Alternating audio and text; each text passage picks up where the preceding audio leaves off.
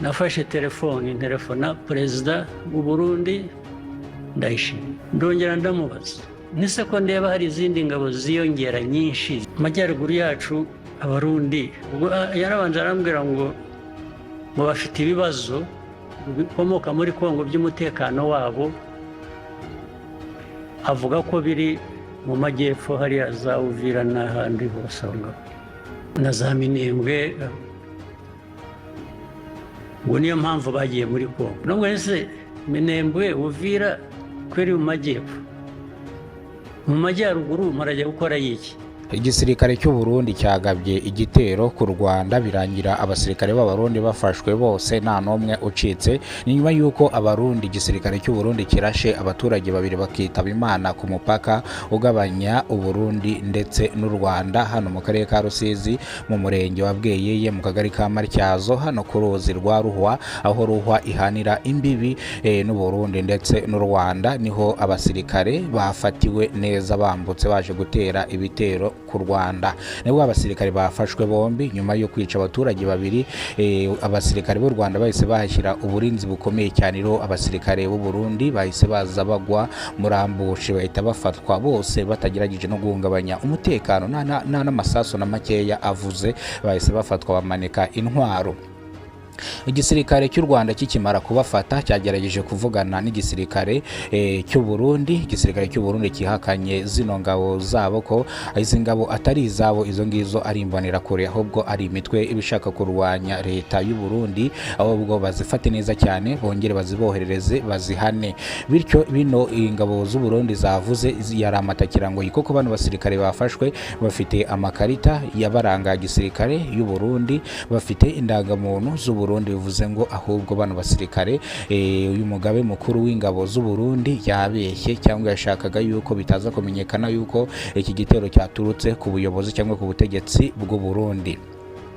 Ngira ngo murabizi n'ubundi Burundi mu buzima busanzwe bukunze kwihakana ingabo. Muribuka yuko ingabo zigize gufatirwa mu Burundi zagiye kurwanya ingabo zigize gufatirwa muri Kongo zagiye kurwanya M23 zikaza gufatwa amatekwa muri Kongo.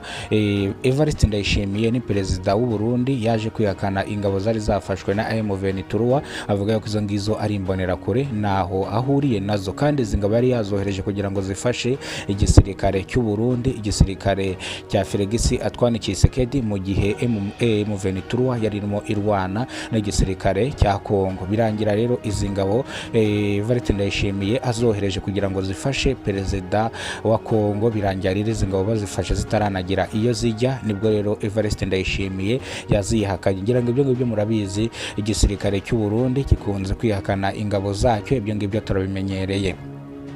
Reka rero twanzure aya makuru tuyavuge mu buryo burambuye.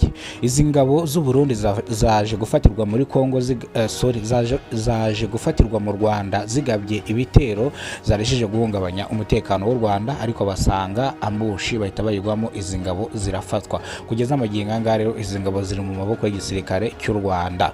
Abarundi bagerageje kwataka u Rwanda bafashwe. Niyo mpamvu perezida w'u Rwanda Paul Kagame akaba n'umugabe mukuru w'ingabo z'u Rwanda avuga yuko uzagerageza kumwataka amuteraho udutero 10 bitazamugwa neza kandi azafatwa. Bityo rero ingabo z'u Rwanda zihora ziteguye umwanzi aho aturuka hariho hose. Niyo mpamvu perezida w'u Rwanda Paul Kagame nubwo aba yagiye gushaka ubukungu bw'igihugu, yagiye kuvugana n'abandi ba perezida batandukanye, n'ubona umutekano mu Rwanda ubu hari. Ngira ngo murabizi perezida w'u Rwanda aherutse kujya Tanzania kuvugana na Sami Suluhu kugira ngo bavugane ku bijyanye n'iterambere ry'igihugu, ubuhahirane ndetse n'ubukerarugendo. Ngira ngo murabizi ko ari yagiye, nibwo u Burundi bwatangiye gusoza ibitero ku Rwanda bacyumviye ko perezida atari mu gihugu.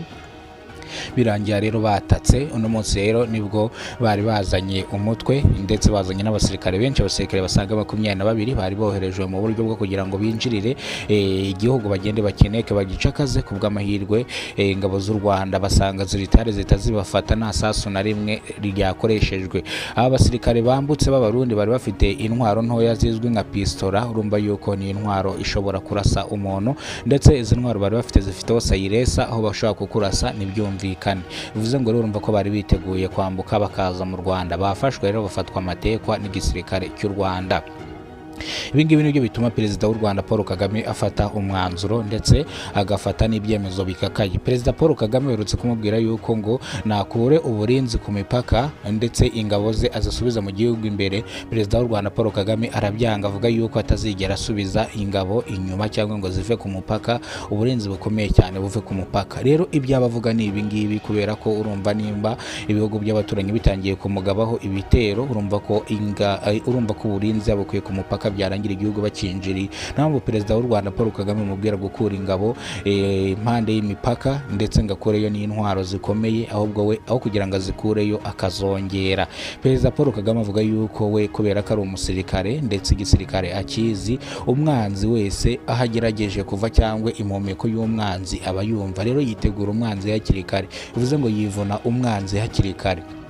Bityo rero perezida w'u Rwanda Paul Kagame avuga yuko umuntu wese uzagerageje kumusozaho intambara azamwivuna, kandi ikindi umuntu wese uzafatwa ari guhungabanya umutekano w'u Rwanda ni kwivi azajya ahita yicwa, kubera ko ubu ngubu nta gihe afite cyo kwirirwa yinginga kugira ngo nawe ace agasuzuguro. Bahereye kera bamumenyera, ariko nubwo nta kintu bamukoraho, ariko bahereye kera bamumenyera, nicyo gihe ngo yivune umwanzi. Aba basirikare bagiye kuza bafungirwe mu Rwanda, mu gihe igisirikare cy'u Burundi kizemeza yuko ari abacyo kizaza gisaba imbabazi abasirikare babo bagende. Ibi ngibi bizabazwa perezida w'iki gihugu cy'u Burundi Evariste Ndayishimiye, niwe uzabibazwa. Ariko uretse ko uyu mugabo nk'uko tumuzi ntabwo yakwigera yemera ko bano ari abasirikare be. Ngewe uyu mugabo ndamuzi 100%.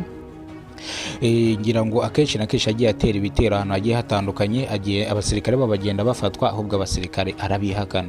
Akenshi ngira ngo mwese murabizi. Reka rero dusimbukire muri Kongo, aho perezida w'u Rwanda Paul Kagame na Felix Antoine Tshisekedi amasezerano yabereye Washington DC atigeze ashyirwa mu bikorwa. Perezida Paul Kagame amusaba gukura ingabo ze mu burasirazuba bwa Kongo. We perezida Paul Kagame avuga ko nta ngabo afite mu burasirazuba bwa Kongo, ahubwo afite uburinzi ku mipaka iharanira demokarasi ya Kongo, ku mupaka ugabanya u Rwanda n'u Burundi niho ingabo ze ziri n'intwaro ziri, ahubwo n'abasirikare afite muri Kongo. Bityo rero perezida w'u Rwanda Paul Kagame avuga yuko atazigera akura ingabo ze ku mupaka n'ubwirinzi buhagije ku mupaka, kugira ngo hatazagira umuntu mwataka. Impamvu binabigumisha ku mupaka ni ukugira ngo hagize umuntu mwataka ahita mwivuna vuba na bwangu. Ngira ngo murabizi drone zigize gutambagira ziza zarindundi zoherejwe kunekwa, zahise ziraswa byihutirwa kuko igihugu cy'u Rwanda gisigaye gifite satellite mu kirere, bivuze ngo bikonegita na radari bikareba ikiri kwinjira mu Rwanda ni igiki kizanywe n'iki.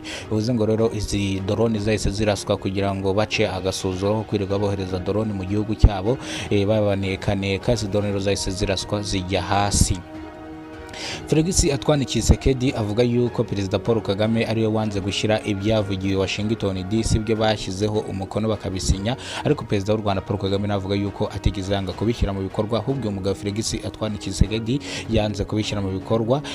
Felix Antoine Tshisekedi avuga yuko M23 ari ingabo z'u Rwanda zaje guhirika ubutegetsi bwa Kongo. Bityo rero Felix Antoine Tshisekedi asaba perezida w'u Rwanda Paul Kagame gukura M23 mu gihugu cye, ubundi amasezerano basinyanye bakayashyira mu bikorwa. Perezida Paul Kagame avuga ko M23 atari ingabo z'u Rwanda, ahubwo ari ingabo za Kongo zishaka kurwanira ukwishyira kwizana muri Kongo, kubera ko zavukiye muri Kongo ndetse ahubwo bafitanye amakimbirane. Ubwo Felix Antoine Tshisekedi yashakaga bano kubaca akabaca mu gihugu cye, kandi ariho bavukiye, ngo nuko bavuga ikinyarwanda, nicyo Felix Antoine Tshisekedi abaziza. Ariko bo bavuga yuko ari abaturage ba Kongo bavukiye ko ubwo butaka kandi batazabuvaho. Bityo rero bigatuma intambara cyangwa agatotsi kaguma hagati y'ibihugu byombi, u Rwanda ndetse na Kongo, dore ko guhahirana ari gakeya gashoboka kereka iyo ugendeye mu ndege. Ndetse ibibuga by'indege bimwe byafashwe na M23, bivuze ngo kugenderanira, ndetse bikomande itangwa na M23, bivuze ngo kwinjira mu kino gihugu cy'u Burundi ubanza gusaba uburenganzira ahantu habiri, bitewe n'ikibuga ugiye guparikaho n'abakiyoboye n'abari kugikontorora, usaba uburenganzira. ngayo nguko rero iyo ni impumeko yari irimo ivugwa mu Burundi ndetse no muri Kongo rero kugira ngo ibyabiri Washington DC bizashyirwe mu masezerano biteye ni 89% kubera ko Felix Antoine Tshisekedi ntago abashaka kuva kwizima. Ngayo nguko rero aya makuru tuyanzikiye hano tuyashyizeho umusozo, reka tuyasubikire hano. Amakuru nakagaruka nimerwo bwa mbere gize kuno muyoboro wa Kidasamura TV Rwanda, ibuka gukora subscribe ufungura inzogera uzajya umenya byinshi dukora umunsi ku munsi. Imana ikurinde.